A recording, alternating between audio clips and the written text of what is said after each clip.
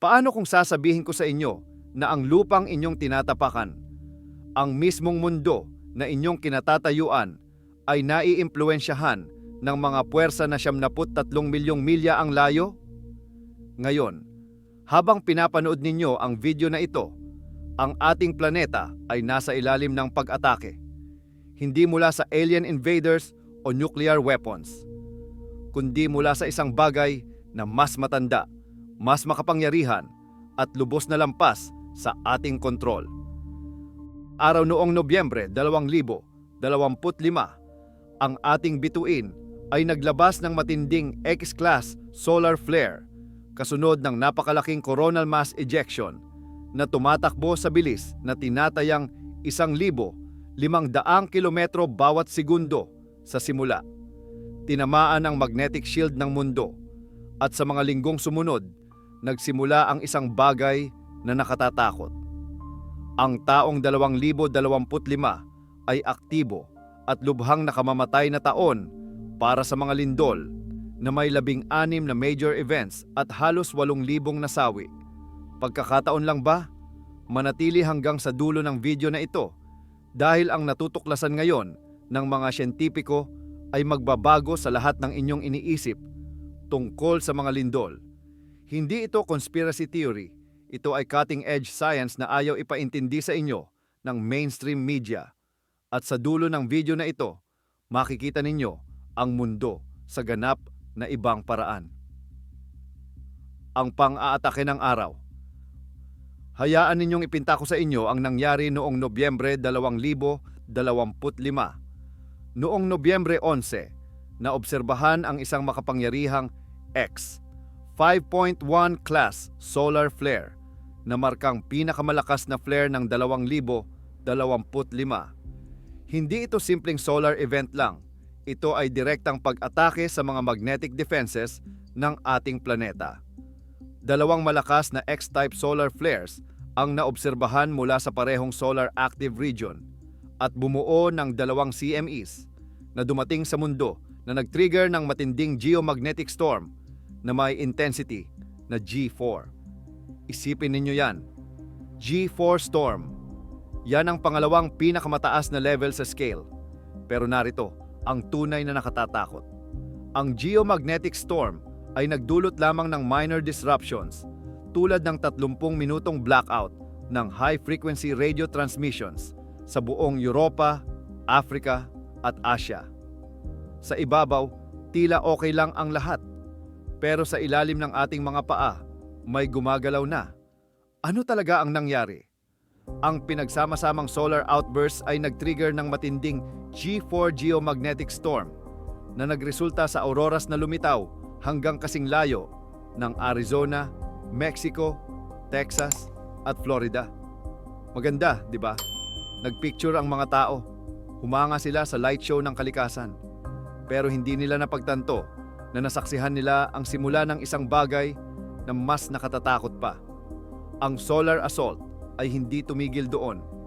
Sa buong 2025, ang ating araw ay nasa tinatawag ng mga siyentipiko na solar maximum, ang peak ng solar cycle 25, isang phase kung saan ang malalaking solar storms ay nagiging lalong karaniwan.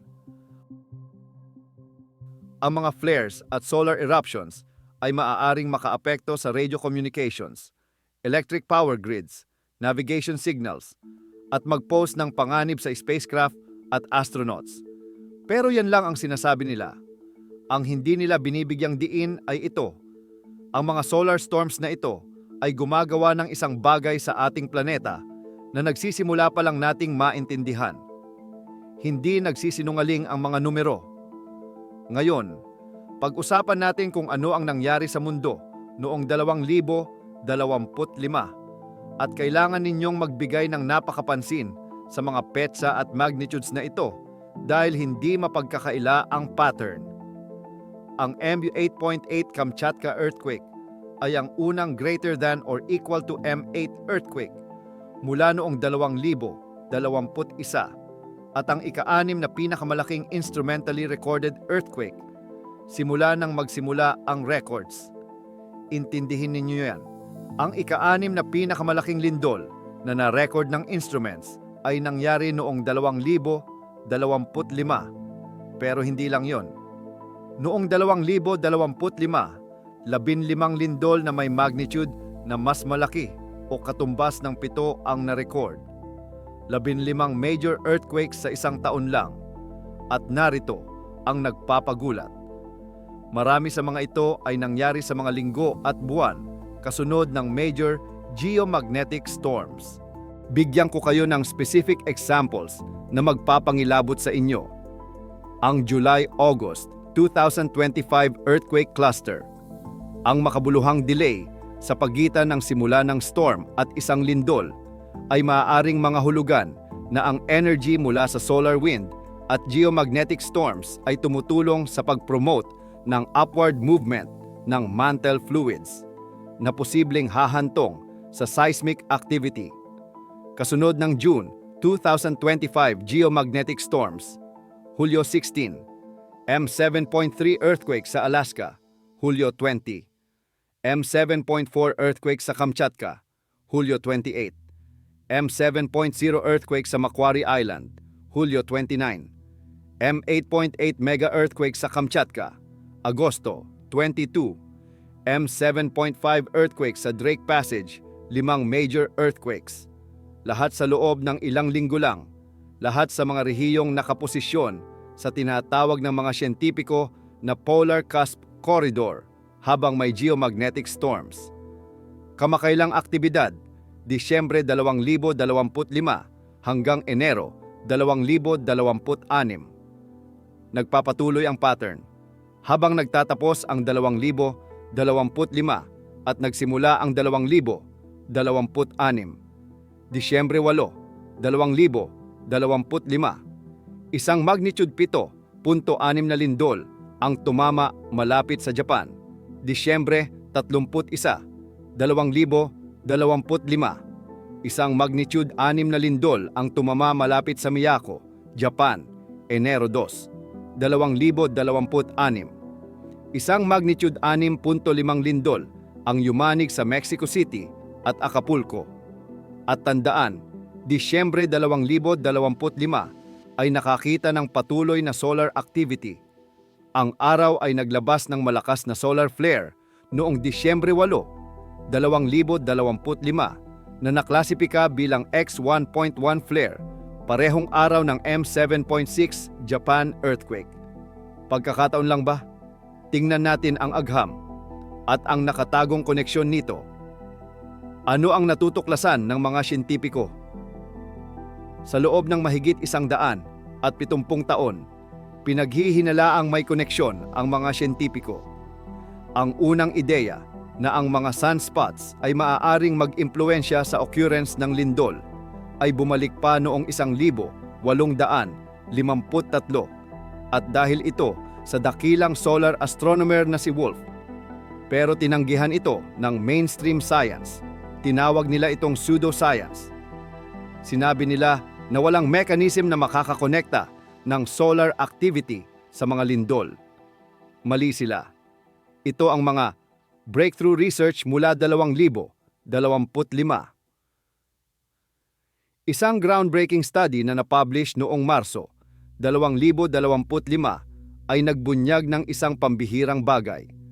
Sa pag-analyze ng halos isang siglong datos, ang mga resulta ay naglalahad ng tumaas na posibilidad ng mga lindol kasunod ng geomagnetic storms, lalo na 27 hanggang 28 araw pagkatapos. 27 hanggang 28 araw. Yan ay halos isang solar rotation period. Umiikot ang araw, ang parehong active region ay humaharap muli sa mundo, at boom, tumaas ang seismic activity. Pero paano? Paano makakatrigger ang solar storms ng mga lindol? Ang mga mekanismo. Nagpropose ang mga siyentipiko ng ilang mga mekanismo. Una, ang electromagnetic connection. May malinaw na correlation sa pagitan ng proton density at occurrence ng malalaking lindol, M greater than 5.6, na may time shift na isang araw. Kapag binombard ng solar protons ang mundo, lumilikha sila ng electromagnetic currents sa crust ng ating planeta. Pangalawa, ang piezoelectric effect. Naiisip ng mga researcher na ang maliliit na pulses mula sa reverse piezoelectric effect ay maaaring mag-destabilize ng mga faults na malapit ng pumutok na nag-trigger ng mga lindol. Ang quartz crystals sa crust ng mundo ay maaaring ma-deform ng electromagnetic fields na lumilikha ng pressure sa mga fault lines. Pangatlo, thermal expansion. Ang solar heat ay nagdadala ng atmospheric temperature changes na naman ay maaaring makaapekto sa mga bagay tulad ng rock properties at underground water movement. Ang mga pagbabagong ito ay maaaring gawing mas brittle at prone sa fracturing ang mga bato. Pang-apat, mantle fluid movement. Ang energy mula sa solar wind at geomagnetic storms ay tumutulong sa pag-promote ng upward movement ng mantle fluids na posibleng hahantong sa seismic activity. At ang statistical proof. Noong 2020, nag-analyze ang isang landmark study ng 20 taong datos mula sa NASA ESA Solar and Heliospheric Observatory satellite. Ang significance ng correlation sa pagitan ng solar activity at earthquakes ay napakataas, na may probability na mali na mas mababa sa 10 sa 5. Yan ay 79.9% na katiyakan na ang correlation ay totoo, hindi random. Kaya ano ang ipinahayag ng Nobyembre Storm? Ibalik ko kayo sa Nobyembre 2025 muli dahil nagbago ng lahat sa event na ito. Ang mga flares ay nag-trigger ng R3, strong radio blackouts sa buong Africa at Europa, kasama ang ilang coronal mass ejections na nag-fuel ng major geomagnetic storm at aurora sa hindi pangkaraniwang mababang latitudes. Pero narito, ang hindi nila sinabi sa inyo sa mainstream news. Nagsisimula pa lang maintindihan ng mga siyentipiko ang buong epekto ng storm na ito. Ang ionosphere, ang upper atmosphere ng mundo, ay ganap na na-disrupt. Tinrack ng radio telescope networks ang real-time ionospheric disruptions na nagbunyag ng impacts sa radio at GPS signals. Isipin ninyo kung ano ang ibig sabihin noon. Ang buong electromagnetic environment ng ating planeta ay nabago. At kung ang electromagnetic fields ay maaaring mag-disrupt ng satellites at GPS, ano sa tingin ninyo ang ginagawa nila sa crystalline structures sa malalim ng crust ng mundo? Ano nga ba ang ground level effects nito? Kung ang geomagnetic storm na kasing laki ng bantog na Carrington event ng 1,859 ay mangyari ngayon, maaaring makaapekto ito ng masama sa telecommunications at electric power transmission systems sa buong US, lalo na sa Midwest at East Coast. Pero narito ang nakatatakot na parte na hindi nila binabanggit.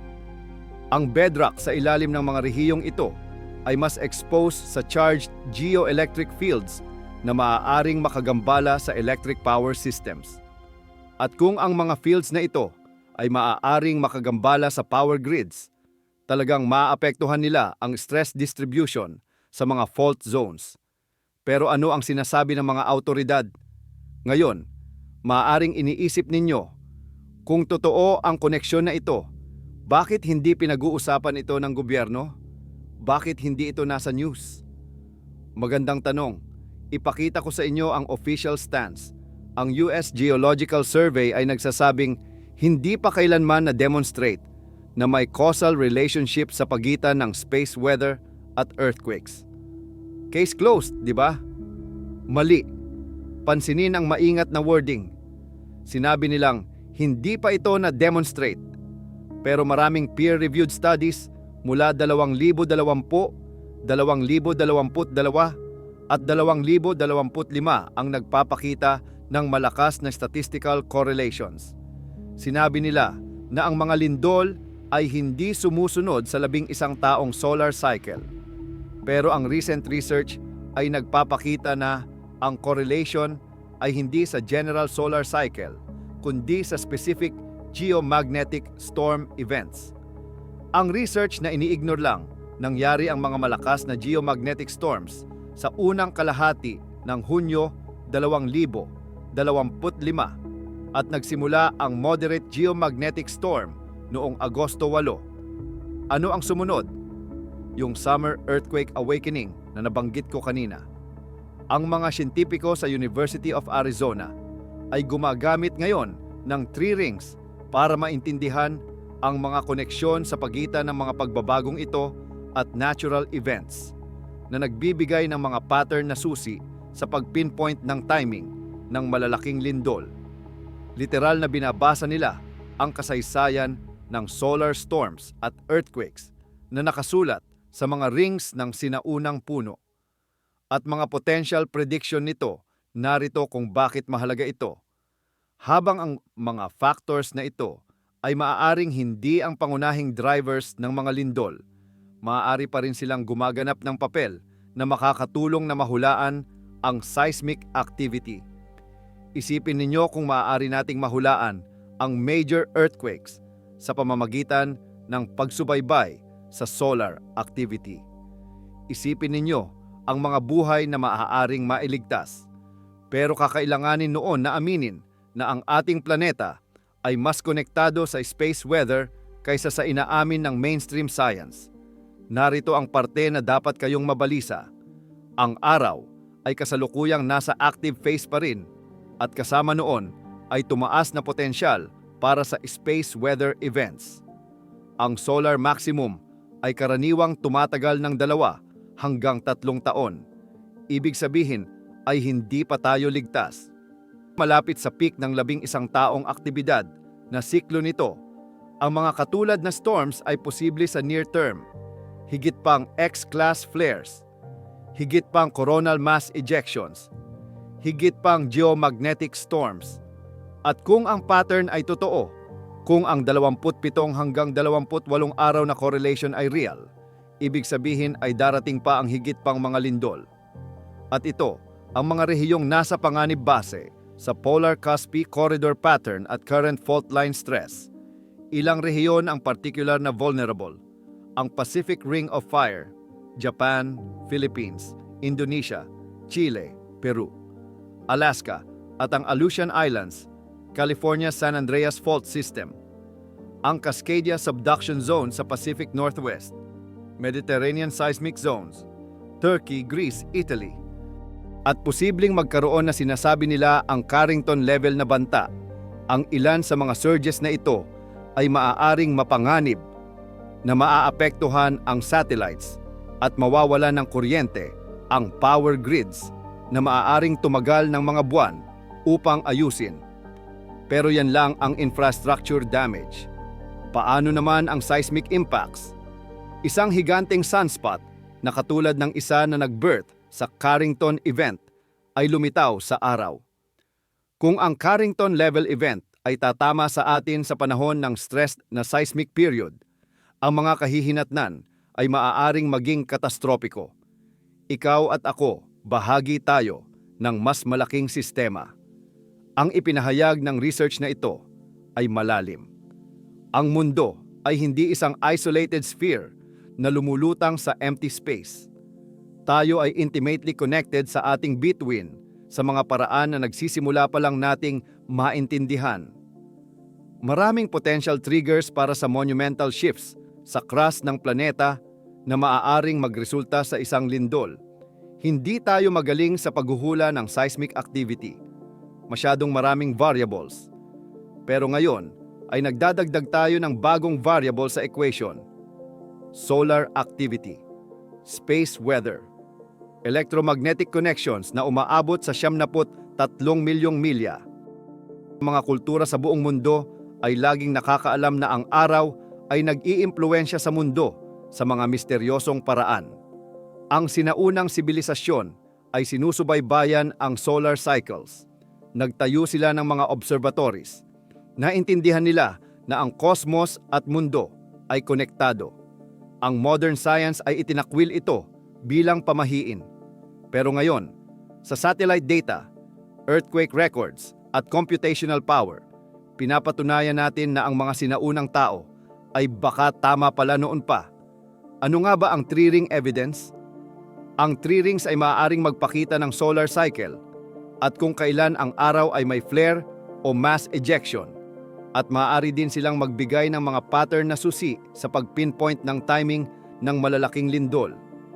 Hindi nagsisinungaling ang mga puno. Nire-record nila ang lahat: solar radiation, carbon-14 spikes mula sa solar events, at ang stress markers mula sa major earthquakes. Kapag kinumpara ng mga siyentipiko ang records na ito, hindi mapagkakaila ang korelasyon. Kaya ano ang maaari ninyong gawin sa impormasyong ito? Narito ang mga praktikal na hakbang. Una, subaybayan ang solar activity.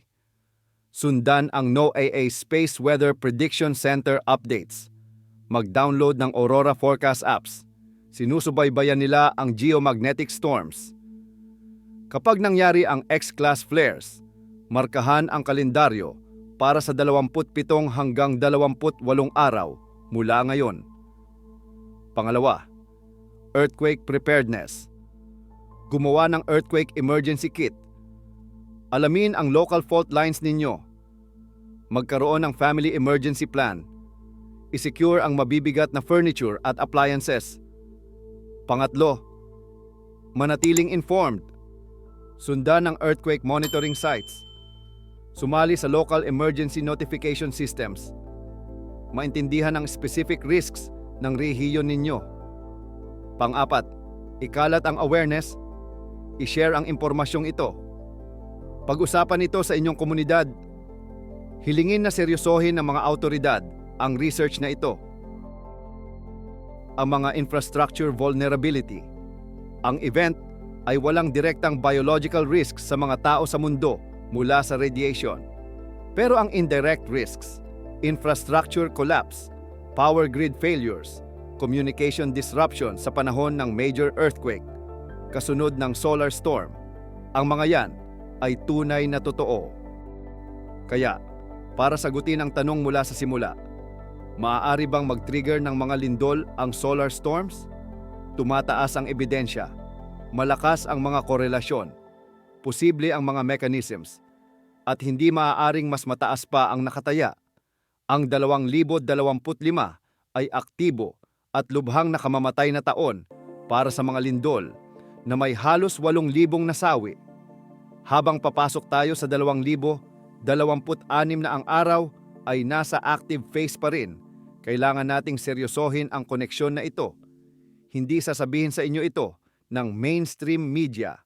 Ang mga official agencies ay maingat na aminin ang ipinapakita ng datos.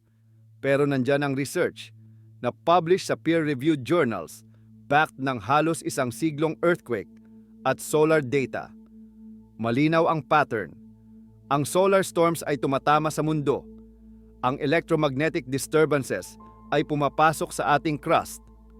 Ang fault lines under stress ay nagiging destabilized. Hindi ito tungkol sa takot. Tungkol ito sa awareness. Tungkol ito sa pag-intindi na nabubuhay tayo sa isang dynamic, interconnected universe kung saan ang galit ng araw ay literal na makakayanig ng lupa sa ilalim ng ating mga paa. Kung binuksan ng video na ito ang inyong mga mata, kailangan ko na gawin ninyo ang 3 bagay. Una, i-share ito sa lahat ng inyong kilala. Pangalawa, ihanda ang inyong household para sa solar storms at earthquakes.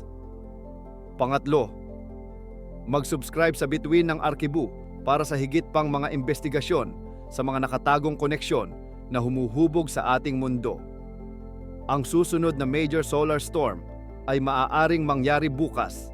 Ang susunod na mega earthquake ay maaaring sumunod ilang linggo mamaya. Handa ba kayo? Nayayanig ang mundo. Nagsasalita ang araw. At ngayon, alam na ninyo kung bakit.